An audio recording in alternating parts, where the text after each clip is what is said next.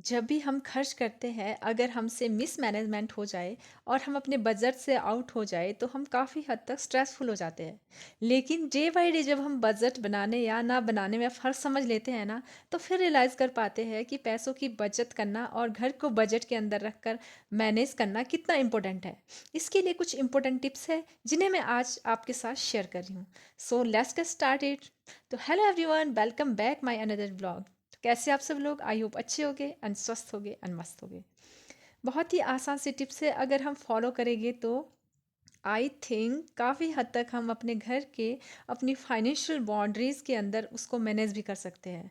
Every month अगर हम budget बना ले तो और भी इजी हो जाता है। हम अपने घर पर एक नज़र डालें और कुछ भी खरीदने से पहले सोचें कि अगर हम इस चीज़ को स्किप कर दें तो क्या पूरा महीना हमें इसकी ज़रूरत होगी या नहीं। तो आपको अपने घर में ऐसी बहुत सी आइटम नज़र आएगी जिन्हें खरीद कर यूज़ तो नहीं किया, वैसे ही पड़ी है, और उन पर कितना पैसा वेस्ट किया और बाद में पछताए भी, जिन्हें हम सच में ज़रूरत होती है ना हमें। वो बजट होता है।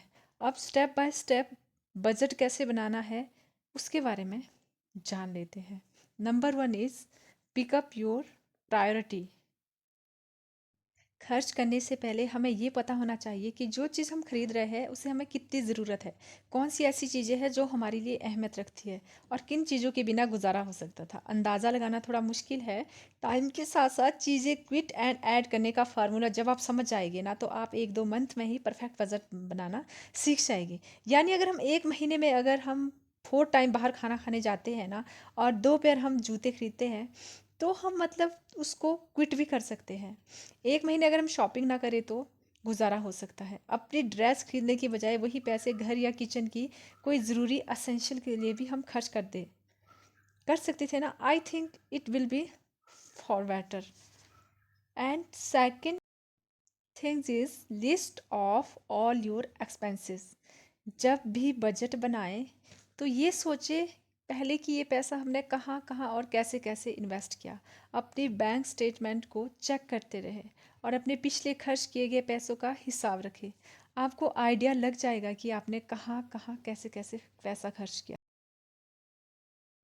And number three, stop unnecessary expenses. यानी जब आप ये फिगर आउट कर लेंगे कि कहाँ कहाँ कैसे कैसे खर्च किया है, इससे ये पता चल जाएगा कि इसमें से हमने क्या मतलब क्या कुछ कर सकते थे हम, जिससे वो पैसे सेव हो सकते थे, किस चीज़ पर कम खर्च करके भी काम चला सकते थे। क्योंकि बहुत सारी चीज़ें ना अननेसेसरी लग रही होती है, दरअसल वो हमारी ज़रूरत ही नहीं होती। बस अगर आप ग्रॉसरी पर मंथली 5,000 या 4,000 खर्च करते हैं ना, तो एक बार इन चीज़ों का रिव्यू ज़रूर करें। कई बार बहुत कुछ ऐसा निकलेगा जो मतलब अननेसेसरी हो गया है या फिर ज़्यादा क्वांटिटी में खरीदने की बजाय ख़राब हो जाता है और बाद में वेस्ट करना पड़ता है। इसी तरह अगर हम अपने मतलब हेल्दी ईटिंग पैटर्न को अपडेट कर लेंगे, वो भी खुद में कहीं ना कहीं बजट बनाने का एक ज़रिया है। जैसे सब्जियां, फल, दूध हम खाना स्टार्ट करें, और ये जैसे केचप, बर्गर, पिज़्ज़ा, इस तरह की चीज़ें जंक फूड है जो बहुत महंगे तो होते ही है और अनहेल्दी भी होते हैं। बजट को आउट करते हैं और हेल्थ को भी ख़राब करते हैं। इससे भी काफ़ी हद तक बजट की प्रॉब्लम को हम सॉल्व कर सकते हैं।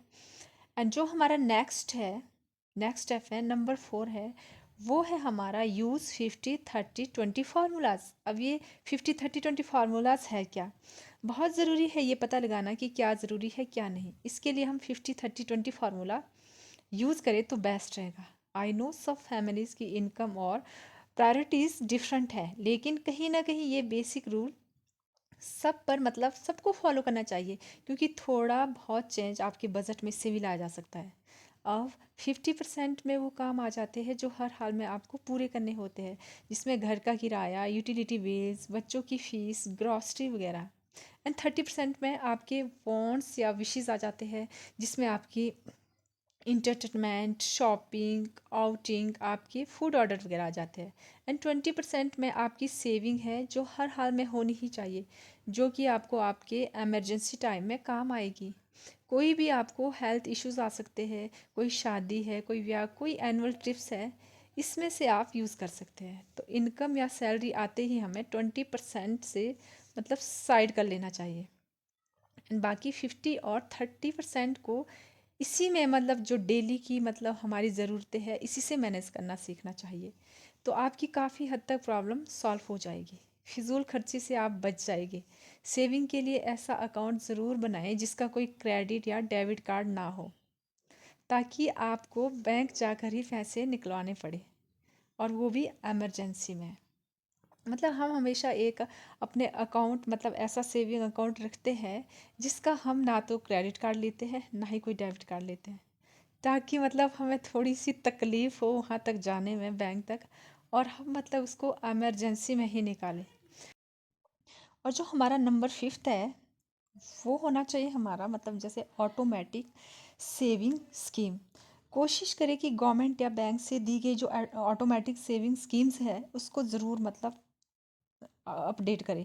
जैसे सिप वगैरह, मतलब इंश्योरेंस वगैरह जो आप अपने आप ही अकाउंट से कट जाते हैं। ऐसी सेविंग का पता भी नहीं चलता, और ऐसी सेविंग नहीं होगी तो आपकी जो इनकम का एक मेजर पार्ट है जो मतलब इन्हीं इनवांटेड चीज़ों में निकल जाएगा और आपको पता भी नहीं चलेगा।